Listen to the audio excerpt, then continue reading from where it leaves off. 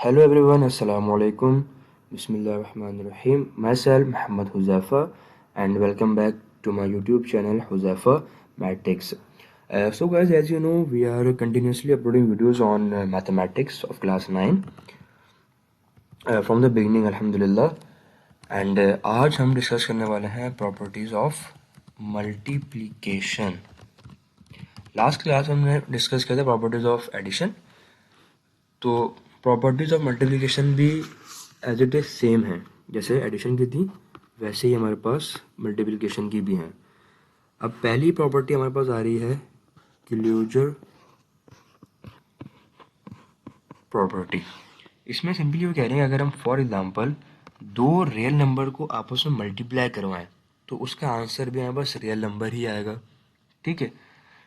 For example जैसे मैंने 2 को मल्टीप्लाई करवाया 3.1 से.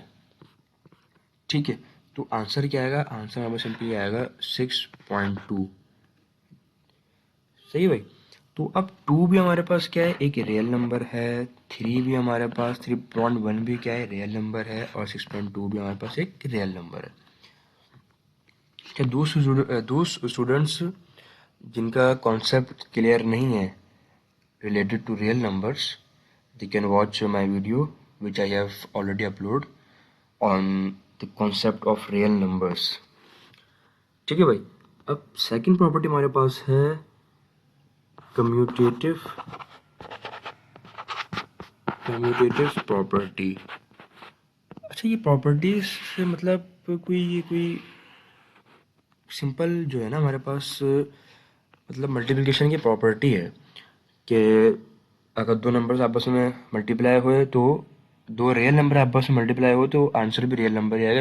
इसको हमने नाम दे दिया क्लोजर प्रॉपर्टी. फिर हमने कहा कि अगर हम फॉर एग्जांपल दो नंबर्स को आपस में इस तरह मल्टीप्लाई करें, यानी कि ए को बी से करवाएं और बी को हम ए से करवाएं. फॉर एग्जांपल ए हम ले लेते हैं 2 और बी हम ले लेते हैं 9. तो 9 मल्टीप्लाई बाई 2 यहाँ पे आ जाएगा. 2 9 18 और 9 2 से 18. तो हमने देखा कि अगर हम नंबर्स को इस तरह मल्टीप्लाई करवाएं या इस तरह करवाएं आंसर सेम ही आ रहा है. तो हमने इसको एक नाम दे दिया प्रॉपर्टी और उसका नाम रख दिया कम्यूटेटिव प्रॉपर्टी. ठीक है भाई, सिंपल है. अब उसके बाद हमारे पास एक आती है एसोसिएटिव प्रॉपर्टी. अच्छा भाई, इसमें क्या हुआ? इसमें सिंपली ये हुआ कि हमने देखा कि यार अगर हम अब 3 नंबर्स आ गए. ठीक है. हमने देखा कि अगर हम 3 नंबर्स को इस तरह मल्टीप्लाई कराते हैं कि भाई ए मल्टीप्लाई ब्रैकेट में B multiply by C is equals to A multiply by B multiply by C. अब फॉर एग्जांपल हम ए सपोज कर लेते हैं 2, बी सपोज कर लेते हैं 3 और सी कर लेते हैं 1 कर लें. ठीक है. और यहाँ पर भी सेम एज इट इज आ जाएगा 1. अब 3 1 जा 3 मल्टीप्लाई बाय 2. यहाँ भी हुआ 2 3 जा 6 मल्टीप्लाई बाय 1. 2 3 जा 6 6 1 जा 6.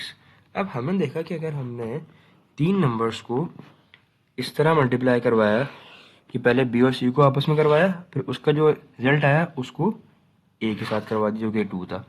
या हमने अगर उन 3 नंबर्स को इस तरह मल्टीप्लाई मतलब कुछ यूँ मल्टीप्लाई करवाया कि पहले हमने ए और बी को आपस में जो है करवाया और उनका जो रिजल्ट आया उसको हमने सी से करवा लिया, तो आंसर में कोई फ़र्क नहीं पड़ा, आंसर सेम ही आया. तो हमने कहा भाई ये भी एक जो है ना मल्टीप्लिकेशन की प्रॉपर्टी है और उसका नाम रख दिया एसोसिएटिव प्रॉपर्टी. उसके बाद एक चीज़ आती है मल्टीप्लिकेटिव आइडेंटिटी. उसको भी देख लेते हैं. Multiplicative identity. तो जैसे हमने देखा था एडिशन में कि एडिटिव आइडेंटिटी थी, तो इसी तरह मल्टीप्लिकेटिव आइडेंटिटी भी है.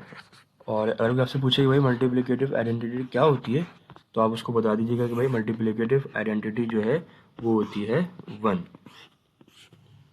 क्या मतलब हुआ 1? मतलब ये होगा कि अगर हम किसी भी नंबर को 1 से मल्टीप्लाई करवाएं तो उस नंबर में कोई चेंज नहीं आएगा. फॉर एग्जांपल 3 मल्टीप्लाई बाय 1 3 1 जा 3. तो 1 हमारे पास क्या है? 1 हमारे पास मल्टीप्लिकेटिव आइडेंटिटी है. अभी हम फर्दर जब सवालात हम सॉल्व करेंगे एक्सरसाइज 1.2 के तो इसको हम और डेप्थ में देख लेंगे. आज के लिए इतना. मिलते हैं नेक्स्ट वीडियो में. अस्सलाम वालेकुम.